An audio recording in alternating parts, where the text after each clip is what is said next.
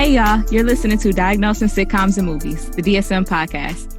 We help make mental health more comfortable by using Black movies and shows we know and love and culture to remove stigma. So join our convo with your host, Courtney Copeland, licensed mental health counselor. And Dr. B, licensed professional counselor. Girl, are you going to say Candyman? I am not. That is something that we are not going to do in this episode. We will not say that word in succession 5 times at all. I do not play. And there's a mirror. And does it work with recordings? Candyman. No, stop. Candyman. Play it. La, la, la, la, la, la. I will mute you. I don't like it. Bernadette didn't say it 5 times either, but he still came and got her ass. No. And you know what? It's not going to even be Candyman. It's going to be Helen. No, because remember he said her name. He said Helen 5 times and then she came. Oh, so if you want her, you got to call her by name. She said, say my name, say my name. Okay, anywho, we are talking about the 1992 version of the horror classic Candyman, or as feel like now, I hate your guts. Basically, the ghetto Freddy Krueger. But we are recording this episode now, and the new version has not come out, but it's like about to drop soon. So by the time you guys get to hear this episode, the new version of Candyman will be out. So like, go watch it. Tell us how you feel. I'm excited about it. I'm low-key scared. Like, I'm very terrified. I definitely had to watch this movie during the daytime, but I want to see it. I am excited to see it because of Jordan Peele. He has mastered Black thriller, and I'm really excited to see how he's going to play up on this. But one of the things that they definitely did talk about is looking more into who Candyman is and how did he really become this person. And of course, you know, we're always excited when it's a Black writer, producer, director, and even, you know, mostly Black cast. So it's about to go down. I'm really excited about it. I am. And I definitely feel like that version, as well as this, well, just in general, I feel like Candyman is another movie that could have been avoided by the absence of racist white people, because Candyman was lynched. For real. I mean, when I watched it as a kid, of course, you know, this is 1992, so I was 2 years old. I was scared. I don't even know if I watched it at 2, but like probably around 5 or 6. Definitely scared watching it.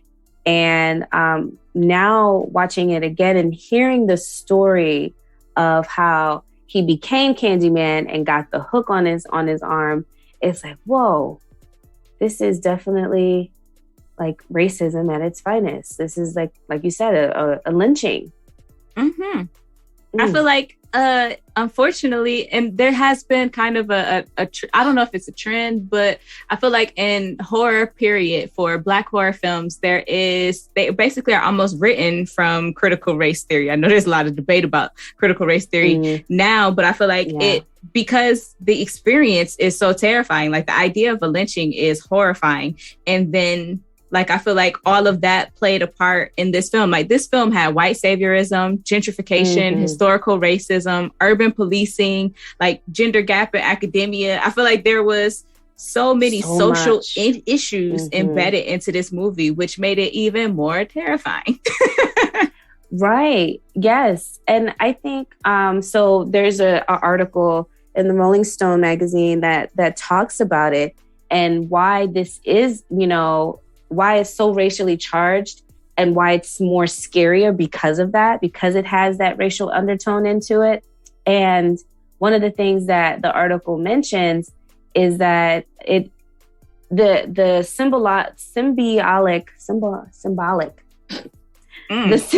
relationship between the killer and Helen, or Candyman and Helen, it kind of reminds me, and then they say it in the article, the birth of a nation, you know, and that there's this notion that Black people are scary and should be feared. And so to have this Black man being the epitome of the fearfulness in this movie was like, see, and here they do it. And then there's this white woman that's like, oh, you know, and yeah.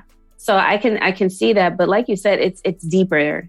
There is so many more layers, especially for Helen as a graduate student, who it seems like married her professor. I didn't even think about that she married her professor, and so that's why she was. Oh Lord, indeed. You just added a whole nother layer for me. Indeed. So, okay. So before we go down that rabbit hole, what were your quotes from this movie? Honestly, the only quotes I have are from Baby Jake. I like calling him Baby Jake. He's so little and cute. He's probably like a good 7, but okay, Baby Jake. Yeah. So when Jake sees her and she's like asking for help, and she's like, what, are you scared? He's like, I ain't scared of nobody. You're crazy walking in here on your own. It ain't safe around here. Like, you know, lady, you tried it. I'm not scared or anything. And then... but I'm terrified right now. But I'm terrified.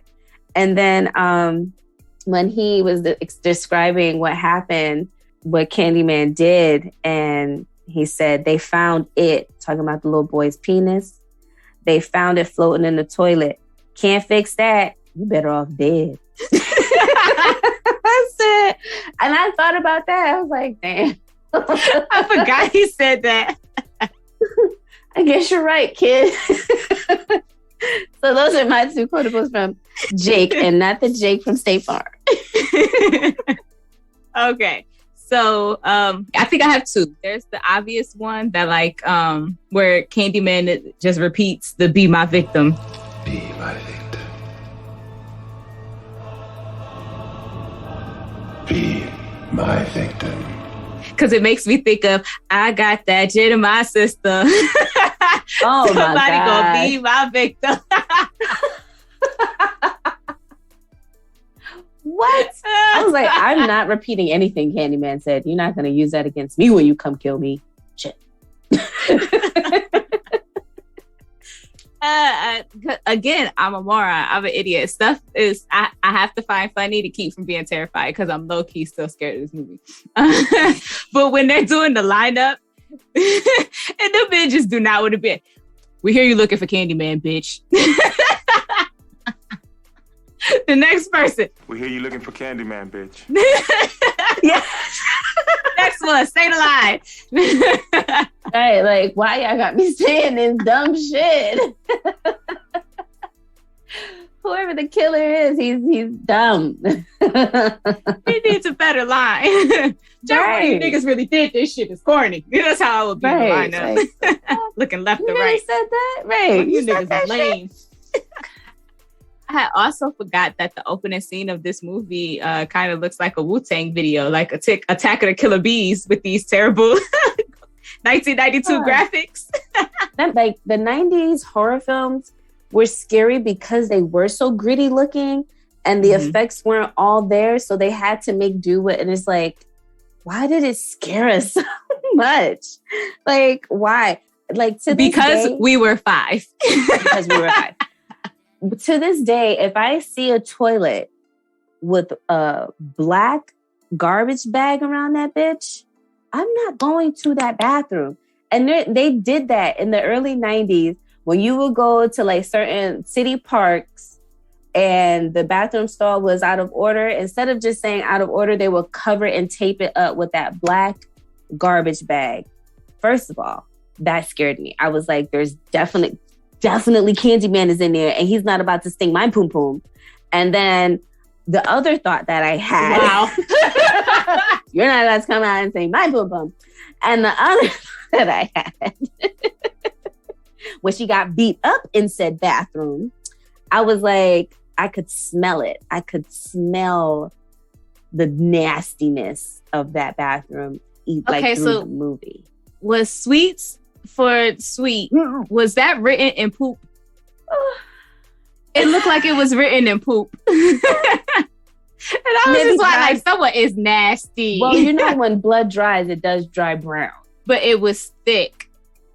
There was like a layer of it on the wall. It might have been a poop crayon. Yeah. Perhaps that's pretty disgusting. So that's why, like, when it makes me think of mixture of girls' locker room from middle school mixed with boys' bathroom, public school, elementary, those two combined. If you've ever been, I've been a substitute teacher and Courtney was a school counselor. So she knows that them kid bathroom smells. Bruh. It gets in the grout.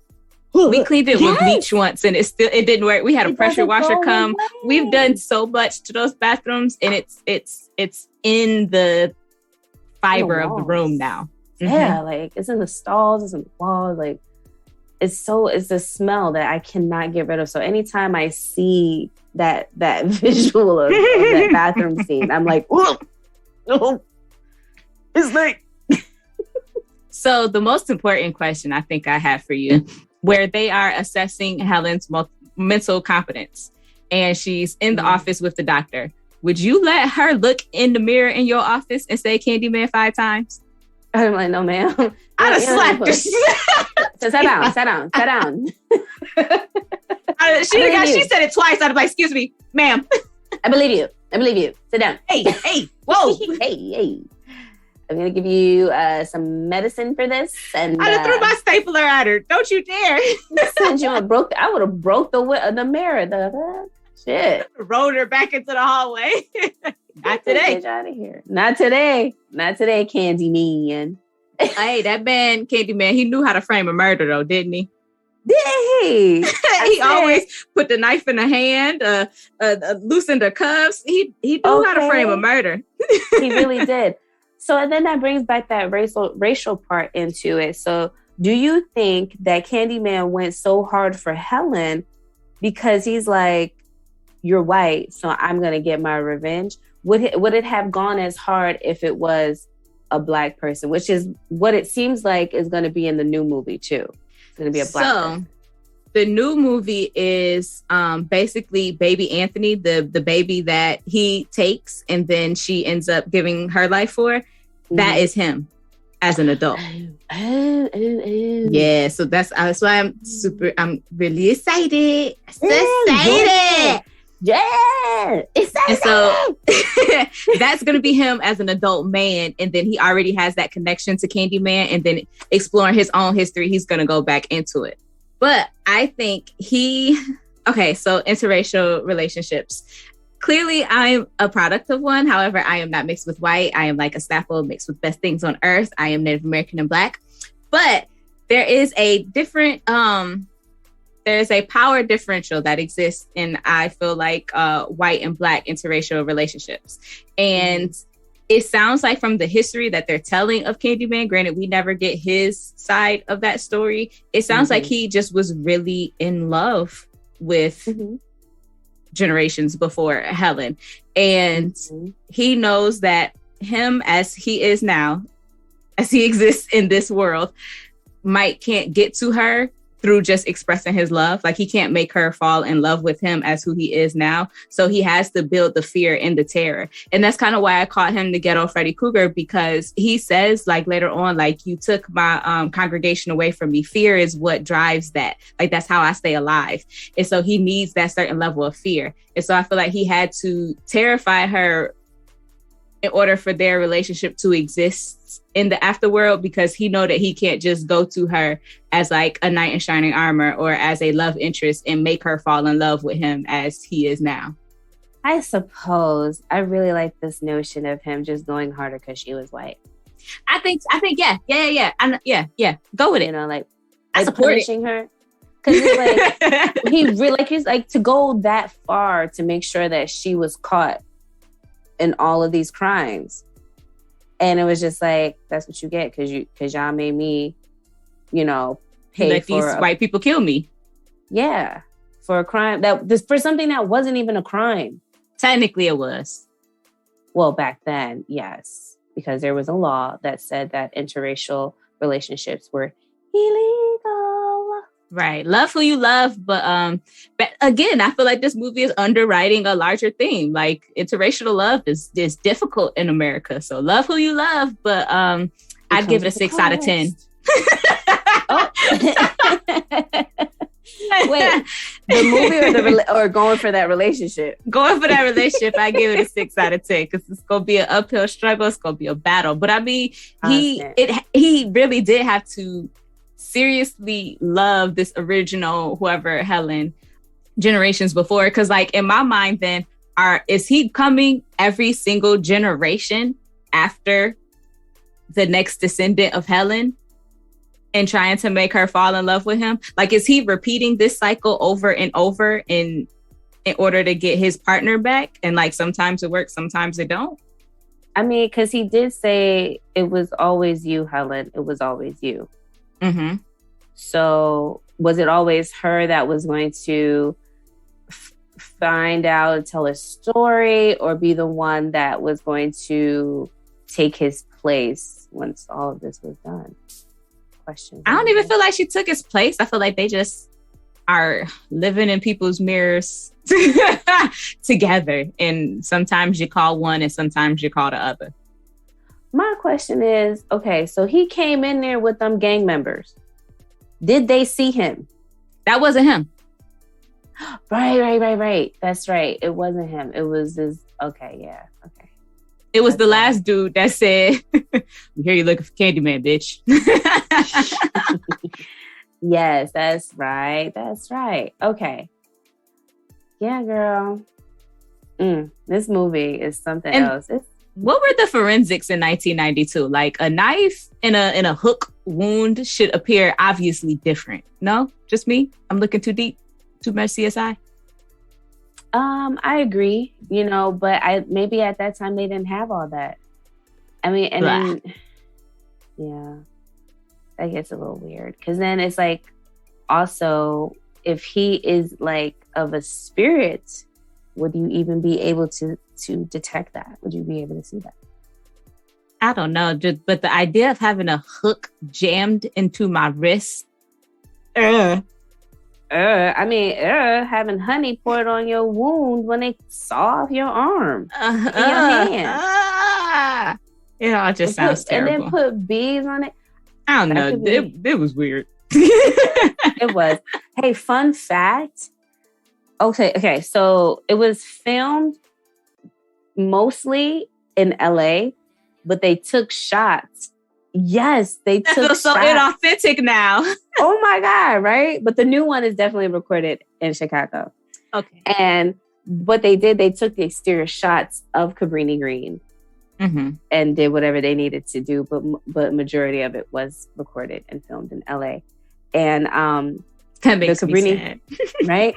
The Cabrini Green homes, also known as Chicago Housing Authority, the projects, have a problem with authority being there, but that's a whole other conversation. They actually tore that down March 30th of 2011. So it is no longer available if you were trying to go out there and, meet Candyman or whatever. Me, or, the cast of Good Times, or, the people from Cooley High. Lots of films have surrounded Cabrini Green. It's not all terrible in like blood and guts. I mean, Good Times really wasn't a good time. Not at all. And that's why they killed off James. But that's neither here nor there. Back to Candyman. I diagnosed Candyman with an unspecified trauma and stressor related disorder because I felt like he could have met the full criteria for post-traumatic stress disorder from his lynching. However, I did not have any evidence from the film, like of the persistent avoidance of stimuli associated with his traumatic event. So there wasn't anything of him trying to like separate from the lynching. I didn't feel like, unless you can prove me wrong if you saw something. No? Okay. No.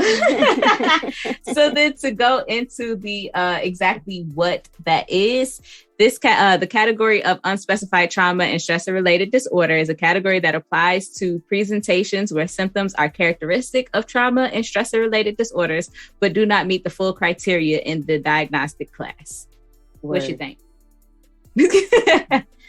Word. Yes, I agree. And I think I kind of came at this like, let me see if I can use a diagnosis I've never used before or haven't used in a while. So I was looking at that But then I went into personality disorder. It's my go-to. I went to general personality disorder. And I think that because he did come from an affluent family, even though he was Black, he was well off, he was well mannered. That's what they said, you know, was a good guy. And then, so one of the criteria is enduring pattern of inner experience and behavior that deviates markedly from the expectations of the individual's culture. So I'd like to believe that Black people ain't really out here trying to be murderous, you know, killers and stuff. 100. So, you know, so that's not a part of our culture. But then also just him being this good guy and coming from this good, rich family, that was a pattern that was different from who he was. He deviated from his original being. And then his cognition, he perceived and interpreted himself as being this monster and changed his name to being Candyman. Affectivity, it was intense and very scary. And then impulse control, he was out here just, you know, killing people because he needed to keep his namesake. Like, that's ridiculous. But those are a few of the things or the criteria that I was looking at. Yeah. I mean, it's kind of hard to diagnose a monster. But I feel like, again, all of that is the result of the trauma. And I feel like the personality there wasn't a change until the experience of the trauma. And I feel like white people that were racist during the time and lynched this poor, well-off man for simply loving who he loved. Again, 6 out of 10 for me. But because of that, it is what resulted. So that's why I went with the trauma related disorder, because I feel like none of that was present before the experience of the lynching. Poor guy. Right. Because then also we have to remember that there's a differential diagnosis within. Looking at the DSM, you have your actual diagnosis and the criteria, and then they have the diagnostic features, development and course, and culture-related diagnostic issues, gender-related diagnostic issues, and then differential diagnosis. And usually you're wanting to make sure that there is no post-traumatic stress disorder that could have caused the actual diagnosis to occur. So that might also challenge mine. And I feel like the prognosis for Candyman is terrible because I'm not treating him. What? Remember that one time I said I was going to be a witch? I take it back. It means I got to treat Candyman? No, thank you. Never mind. Just kidding. Listen, ain't enough sage in the world, child. Ain't no Paleo Santos around. No. He still come in. So, yeah. I don't know.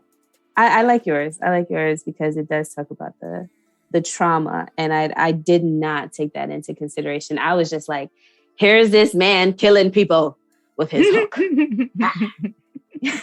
It's all because of his relationship with this one white woman and racist white people.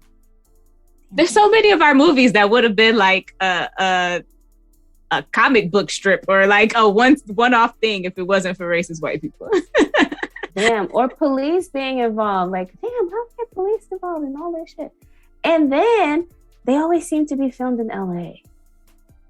It's Hollywood.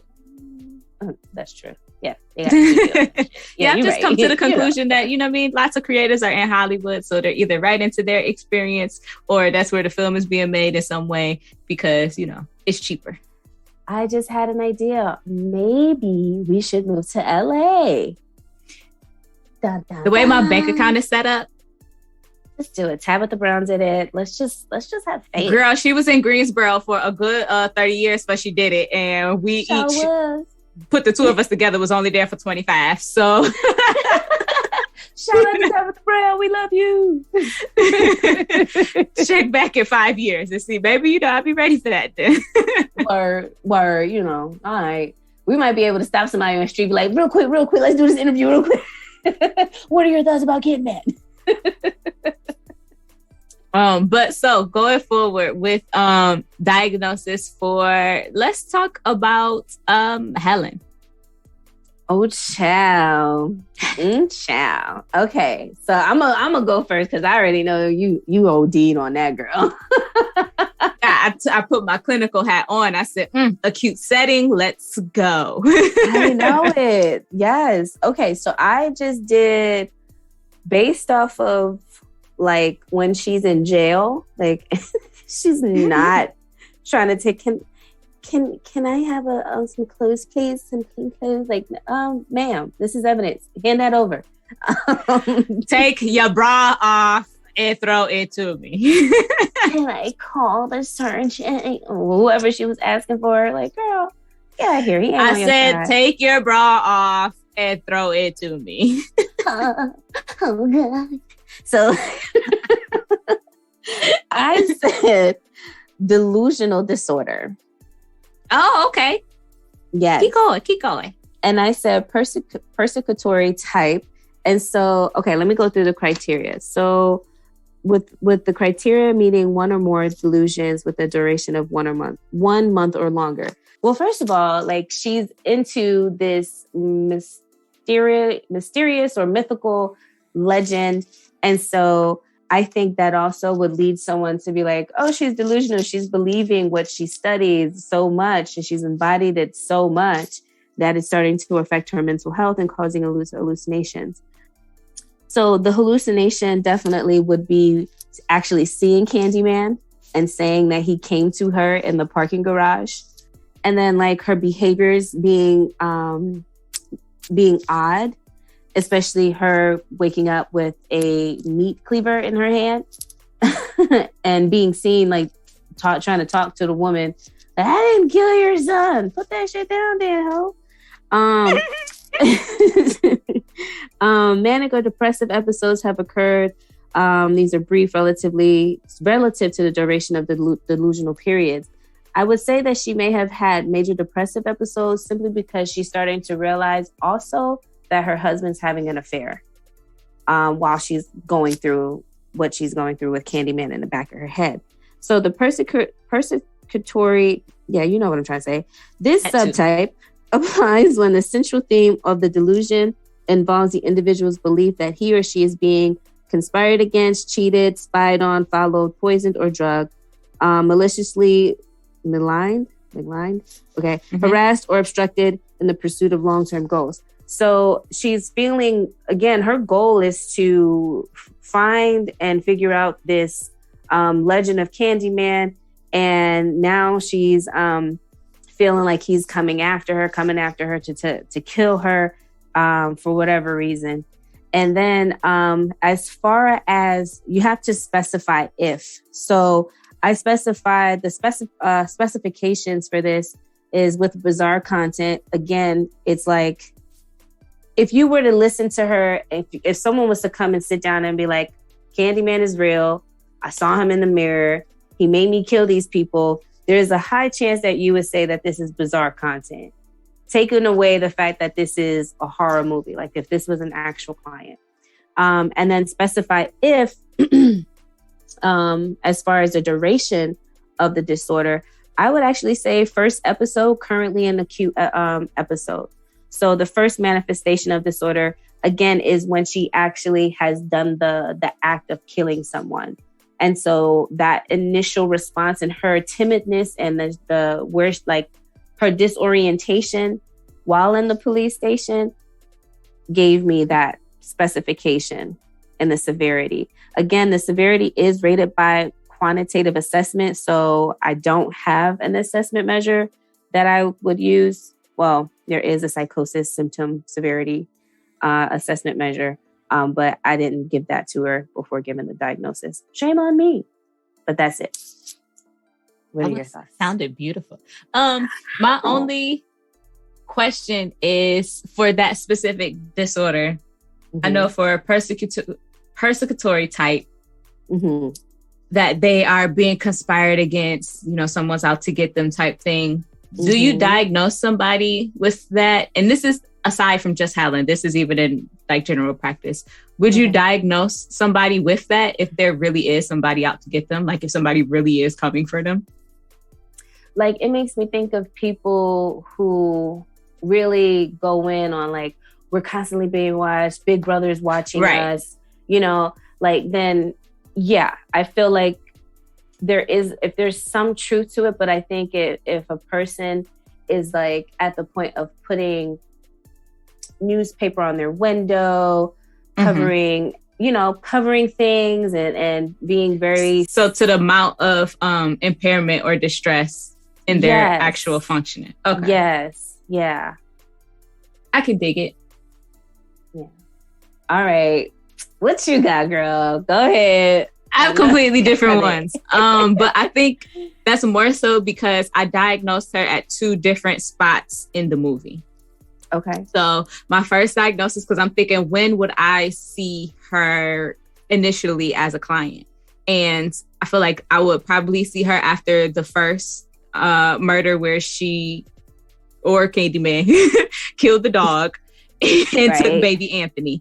And so that I feel like that is when she would first come in. I do feel like she, and you gave this for Candyman, I thought this more so for her of having a general personality disorder, just period. From the very beginning of the movie up until that point, I felt like I got the vibes of personality disorder because of her perception of everyone else, as well as her perception of herself. While she did have some realistic perceptions, like, oh, I can't believe that there were 2 people murdered and absolutely nothing happened, and then this white woman gets hurt, and then everything happens. And so she perceives herself in that way, which is healthy into reality, quality reality testing. But there are other things where it's like, okay, but bitch, who the fuck told your ass to dress like a news reporter or the police and to just go into the projects and start taking pictures, and then you're manipulating your friend in order to go with you, and then you're just walking into this random woman's home and you're asking her these questions, like all of that. I was like, ooh, yeah, you a little off. And so yeah, all of that, together had me thinking about the general personality in general. But then also, like how you were saying, her disoriented nature in the police officer, and saying that she didn't know how she got there. The blood isn't hers, all of those things. I diagnosed her with dissociative amnesia with dissociative fugue. Hold on, I gotta wait, say that again? I diagnosed her with dissociative amnesia with dissociative fugue. Dissociative fugue. What's that mean? Okay, so the criteria for dissociative amnesia is an inability to recall important autobiographical information, usually of a traumatic or a stressful nature that is inconsistent with ordinary forgetting. The symptoms cause clinically significant distress or impairment in social, occupational, or other important areas of functioning. And then the fugue is the apparently purposeful travel or bewilderment wandering that is associated with amnesia for identity or for other important autobiographical information. And so she didn't know how she even got all the way to Cabrini Green into that woman's apartment and for all of that to happen. And so that would be the I don't remember, but not only do I not remember what happened, I don't remember getting to there. I don't remember how any of that happened, because she lived on a different part of town, but still was able to travel without even the memory of going, let alone just the memory of the event of what happened. Mm-hmm. Oh, yeah. I like that one. And so that's the first murder. But then later on, when she comes back and she's at the psychiatric hospital after, can we just R.I.P. Bernadette? Her only crime was being friends with this problematic white woman. Girl. This is a cautionary tale of befriending problematic colleagues and ignoring your own intuition. It is. It is. You know what? She was pressed on getting that publication. She was like, I'm going to put this aside because the bitch needs something on her CV. So, all right, crazy lady, let's do it.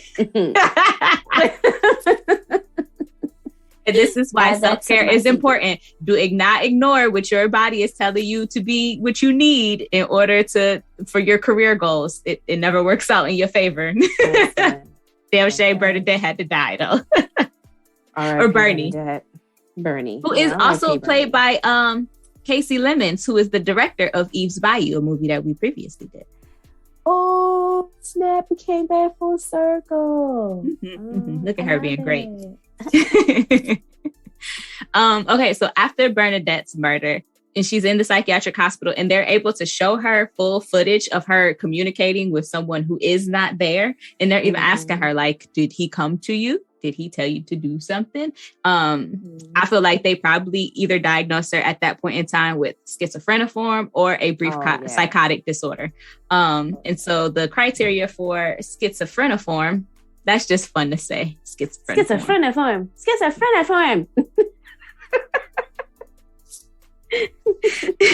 The criteria for that is either the prevalence.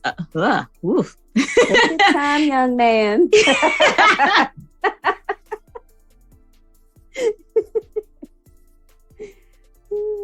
The presence of, in her case, delusions and hallucinations and grossly disorganized behavior, some negative symptoms. And so this is kind of like in the first 6 months before they can fully diagnose you schizophrenia, they're like, let's give it schizophreniform to see, you know, what's really going on type thing. And then it can develop into later a diagnosis of full schizophrenia. Schizophreniform is kind of like the pit stop before schizophrenia. Then, because she is in the acute setting for such a short amount of time, they could have either diagnosed her with schizophreniform or brief psychotic disorder. And so brief psychotic disorder is also the presence of the either delusions, hallucinations, disorganized speech, or grossly disorganized or catatonic behavior. Is the duration of the episode of the disturbance is at least 1 day, but less than 1 month, with eventual full return to pre-morbid level of functioning. We don't know because Helen dies. Spoiler alert. I'm sorry if you didn't already know that. And the disturbance is not better explained by another disorder.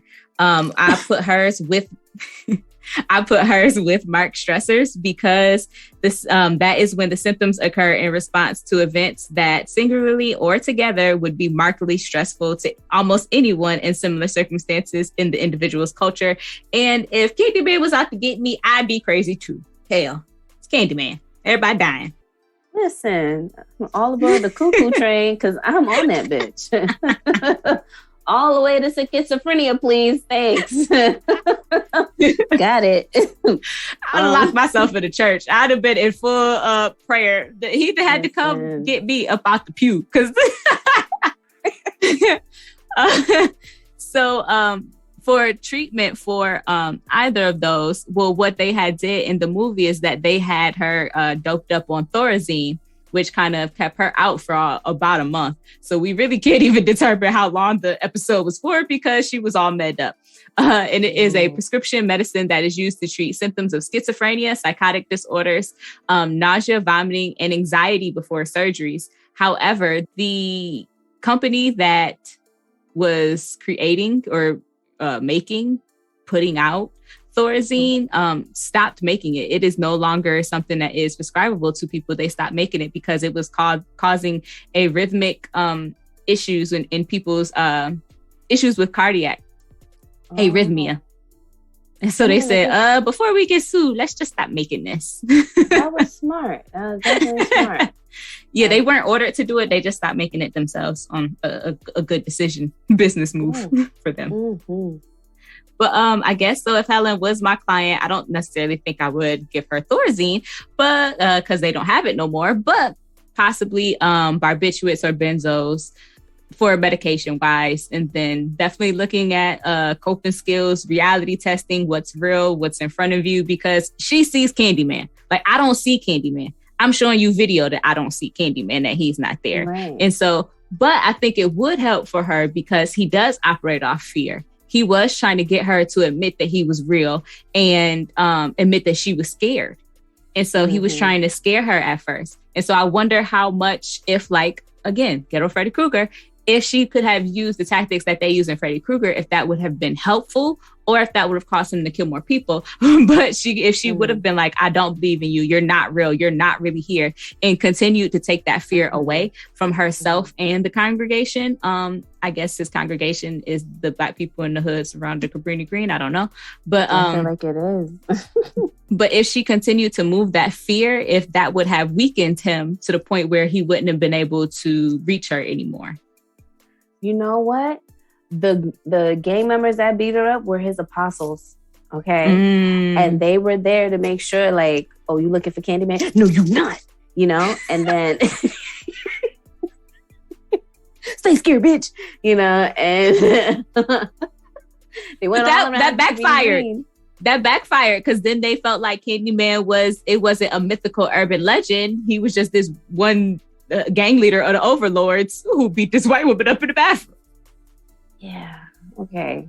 I tried it. Yeah. Oh, you know what else I would want to do with Helen? What? I would want to do a genogram and look at the nature of her estranged family relationships. Because like when she found out that Trevor was cheating, when she walked in the house and that bold bitch Stacy was in there with him, she was like, you know that you were the only person I had left. Like, so I want to know, like, what's up with this estranged relationship with your family? Is this an intergenerational trauma, like, of the curse of Candyman? And how far back can we trace, like, untimely deaths? Like, so like how we said before, is it people dying untimely from, like, every female in your family? Like, and like, what can we learn from those? Like, so that you don't, So maybe it was Helen all along because he went after her generationally. And then if that's the case, the curse of Helen would have stopped, or that curse would have stopped with her because she didn't have no kids. And so maybe like Candyman did stop, and we get this new movie because it picks up with Anthony because he was drinking Candyman's blood as a baby. Word. Boom. Jordan Peele, you welcome, bruh. You needed us on the team. Okay. Why didn't we get an email or something? Like, come on. Shit. We need to do better with our marketing. I'm gonna get us somewhere, girl. Yeah, we gonna do this. Shoot, they gonna know about us. Yeah, but yeah, okay, I like that. Yo, it was funny to me. It probably shouldn't have been when she grabbed that phone from that girl. Was like, you ain't calling nobody. I'm here, the serial killer. I killed my best friend, and I'll kill you now. Just kidding. That's not at all what she said, but in your version, okay. Yeah, that's my story. I'm sticking to it. What? So I didn't diagnose Trevor with anything. I wanted to diagnose him so bad, but he was just an asshole and using his power to like manipulate students. Freak on little girls. Yeah. And he clearly had a type. He liked them white and brown and blonde.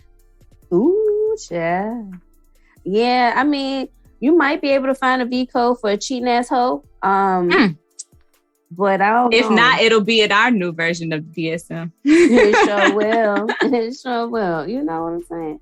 So, yeah, I didn't diagnose him either. I couldn't find one that fit. And you don't know enough about him. You just realize like he's an asshole, and the reason why he didn't answer because he was out. Same with Stacy, who was a bold little bitch. Okay, she shook that woman's hand. She did. She said, "And I'm Stacy." Okay, Stacy, bitch. I had a professor tell me about like stages that students kind of go through with their professors, where in the beginning you feel like they are like all-knowing, benevolent, expert creatures. And then as you continue to matriculate throughout your program, like by the end, you end up by like getting drunk with your professors, having drinks with them and like calling them by their first name. You know, as a professor, I straight up tell people, I don't know everything. So please don't put that on me. I don't know everything. I'm not all knowing. I might know a little bit more than you, but we're here to learn together. Okay. All right. So hopefully I dispel that. I tried to, because y'all not about to make me out here to be the expert on everything, because I'm not. And then as far as like kicking it with my students, I feel like they're my colleagues, you know, especially like if I have master students and like once they graduate, they're colleagues of mine. I mean, I could supervise them, or, you know, give them advice or things like that. But I don't expect them to still hold me at that differential, the power differential by the end. I expect you to be trying to do presentations with me, you know? Right. And I feel like Trevor used that power differential to his benefit. While him and Helen were married. And so I feel like there always is that sometimes exception. And so I would have thought that for him and Helen, but then it goes on and then he is still like using that with Stacy. And so it's like, oh no, you have a pattern. And then once Stacy graduates, you're going to be looking at the next young blonde chick that walks through here, asks you to what her dissertation should be on, and it's not okay. Right. And then like I just didn't like the professor's mannerisms towards them, and while they were eating at the restaurant and everything, it's just like, oh, we're better than you. Did you do your research? Well, 1982, like, calm down, okay? Like, oh, uppity ass. I don't want to be that person either. Like, they try to play her. For real. But at the same point, she did need schooling because she didn't do her background history. She didn't know the real story of Candyman. And you can't be trying to kick through the door as much as you, even though you should be trying to kick through the door, you can't do it when you don't study up on your shit first. You got to know what you're talking about before you just go in there guns a-blazing, which is very important in advocacy, period. Which I think is why she ended up in the situation she ended up in, because she went in guns blazing and didn't do her due diligence. Mm-hmm. You know, you didn't have to go to Cabrini to take them pictures, child. I sent Jake up there. Jake, you ain't scared of nothing. Take this camera up there, take a few pictures for me. Okay, so I feel like Jake's story is like, basically, this is how gangs get started. Like the police they're not feeling like the community members are credible and taking their story seriously, so they are not protecting the community. The gang members are not necessarily protecting, as they once used to, are no longer protecting the actual community. Like they are functioning more so for themselves. So at what point, like him and his friends literally like, that's Candyman. We got him and his little posse of elementary school kids are the ones who went out there and started the fire. It's like these kids had to step up because they felt like there was no one else around that could really protect them. Mm-hmm. So they had to take it into their own hands and kill Candyman themselves. Yeah, that's true. And, you know, I was trying to figure out what I was going to give Jake, because I feel like he's been traumatized from this. Like you had to he might be like, yeah, I killed Candyman. See me, nigga. He might. Yeah. Me and my crew took Candyman down. We ain't scared of y'all. I told y'all I wasn't scared of nothing. Right. She was crazy walking in here anyway. Like her ass burnt up right along with Candyman. They had to go. Oh, she had to go. I mean, yeah. The only thing that I would think of, like, I don't know, would be the most traumatic. I think just maybe dealing with the police and him being like, I told you not to say nothing. when he's at the police station, he's like, and now Candyman gonna get me because of you. So that's the only thing, like maybe traumatized, just a tad. we don't get to see no more Jake. So hopefully there's some Jake in the new film. Oh, that would be nice.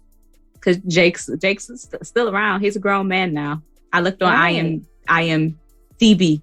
Yeah, you messed me up now. Now I have to make sure I say it right. I know, because I'm BBD. BBD.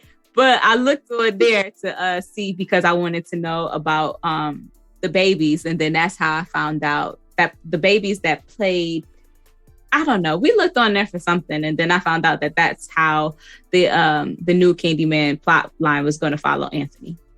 Okay, and so I was thinking about diagnosing Anne-Marie with adjustment disorder with mixed disturbance of emotions and conduct, except it says that the distress is out of proportion to the severity or intensity of a stressor. And while I don't have a child, I can't imagine anything more distressing than not knowing where your child is and assuming that they're dead. True. Very true.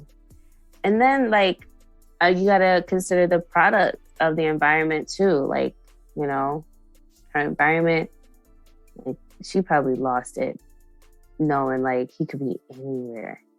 He could still be in Cabrini. He was still in Cabrini Green. The whole time. He literally was on the other side of her wall. Jeez, but she didn't know that. And bitch, you killed my dog. And I couldn't imagine. Like, because I was like, oh, she had the flat affect when, you know, when they first started and she attacked. But yes, I might do all of those. I feel like that is a normal response to the intent, the severity of the stressor that she was presented with. And so I don't feel like it's out of proportion. I might code it as that just if she came to see me so that, you know, insurance will pay for it, because I'm a go out on a limb and assume that she's on Medicaid. Because her job didn't seem like they would be giving out quality insurance. And so if she was getting behavioral health care, it might be an add-on picked up by Medicaid because it wasn't from her job. Because if they was only paying her enough to live in Cabrini Green, they clearly was giving out menial wages. She probably deserved more. But with all of that being said, I might code for that just because, but I don't feel like it was fully met the criteria because her distress was definitely in proportion with what all she had been through. Absolutely. Okay, so when the whole hood pulled up to Helen's funeral, why? To pay their respects and lay the hook on her grave and symbolizing that she was right. Oh, okay. So it was like, appreciate it, Helen? Yeah, because of you, Candyman gone. Oh, okay. It wasn't like, well, bitch, you the one who woke this nigga up in the first place. Could very well be that too. Okay. And that's what I kind of thought it was like, yeah, take this hook with you, bitch. Bury it with you. Yeah. I wasn't sure. I bounced back and forth because I was like, oh, look at the hood showing up and showing out. They dressed to the nines and walked all the way to the graveyard to pay their respects because she ain't have no family there. And only one supporting her was Trevor, and his whole ass brought the bitch Stacy to the damn graveyard. Where I was like, oh, this nigga bold. But then the whole hood showed up and I was like, that's what's up. But then they put the hook in the grave and I was like, oh, they was like, fuck you, bitch, and take this nigga with you. Right. Yeah. Take it with you. I feel like it was a combination of both. Okay. You know, people are complex. Yeah. Right. You know, it's like, you don't know. But yeah, that was interesting to me. And I was pissed that new little witch was there. Like, what are you doing?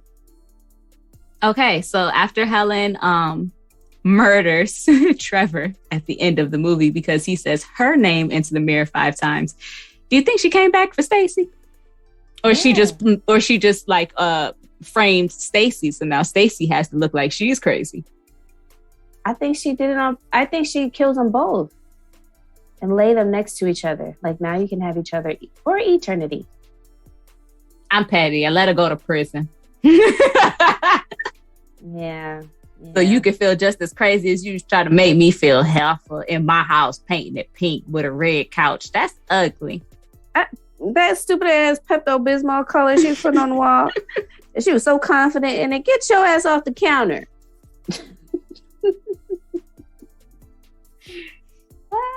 So that is all that we have for this Candyman. I am so super excited to see the new Candyman. I don't know if I want to go to the movie theater to see it because I'm a punk. If I can stream it at home. COVID or a punk about Candyman? Both. I thought that was evident. I thought we were clear on that. But